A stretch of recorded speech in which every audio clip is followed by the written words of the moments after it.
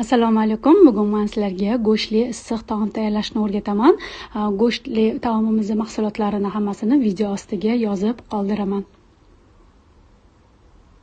Birinchi bo'lib go'shtimizni somoncha shaklida to'g'rab olamiz. Ingichka, uzun bo'lishi kerak.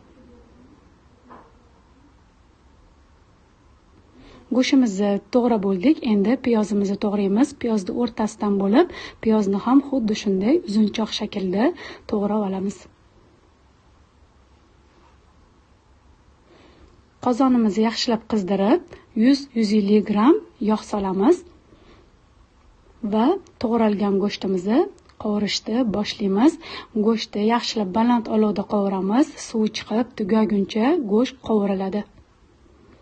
Orada yaxshilab aralashtirib turiladi.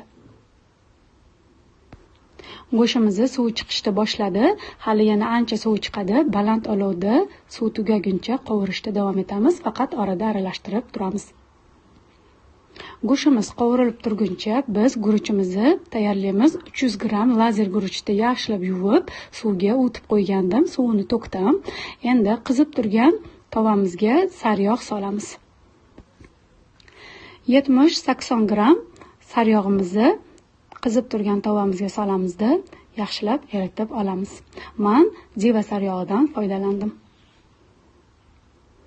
Sariyog'imiz eridi. Endi guruchimizni solib yaxshilab qovuramiz. 5-6 daqiqa qovurishimiz kerak. Mana go'shtimiz ham yetarlicha suvi tugadi. Endi 2 osh qoshiq soyamizni solamiz va tabga ko'ra tuz, murch solib yana yaxshilab aralashtiramiz. Endi to'g'ralgan piyozimizni ham solib, yaxshilab aralashtirib olamiz.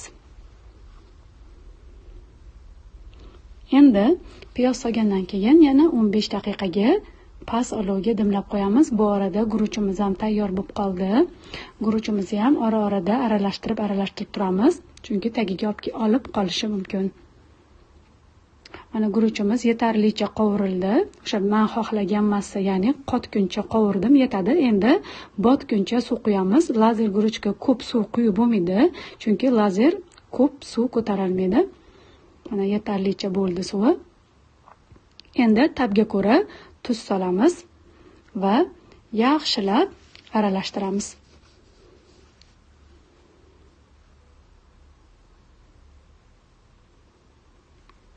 O'rta olovdan sal pastroq olovda, juda past ham qilmaymiz, tagini pastlab, qopqog'ini yopib qo'yamiz damlab. Mana go'shtimiz ham, piyozimiz ham yetarlicha pishdi, go'shtimiz ham yetarlicha bo'ldi. Endi 1 osh qoshiq tomatli pasta va men smetanadan foydalandim. Xohlasalaring qaymoq ham solishlaring mumkin. 3-4 qoshiq smetana soldim.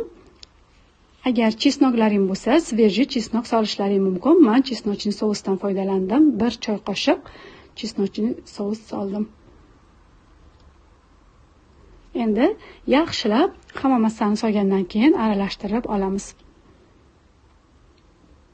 Va 10 daqiqaga past olovga dimlab qo'yamiz. Yaxshilab hamma massamiz bir-biri bilan dimlanib, qorishib olishi kerak. Mana guruchimiz ham tayyor bo'ldi. O'zlaring ko'rib turganlaringdek dona-dona bo'lib tayyor bo'lib pishadi. Albatta, o'sha boshida yaxshilab sizlar ham o'tib suvga va qovurishlaring kerak. Guruchimiz tayyor. Mana go'shtimiz ham 15 daqiqa o'tdi. Tayyor bo'ldi. Shunaqa chiroyli bo'lib pishadi. Go'sht yumshoq bo'ladi. Ayniqsa Ramazonda saharli va iftorlilarga to'yimli va yumshoqqina mazali taom bo'ladi, issiq taom. Barchaga yoqimli ishtaha. Albatta tayyorlab ko'ringlar. E'tiborlaringiz uchun rahmat.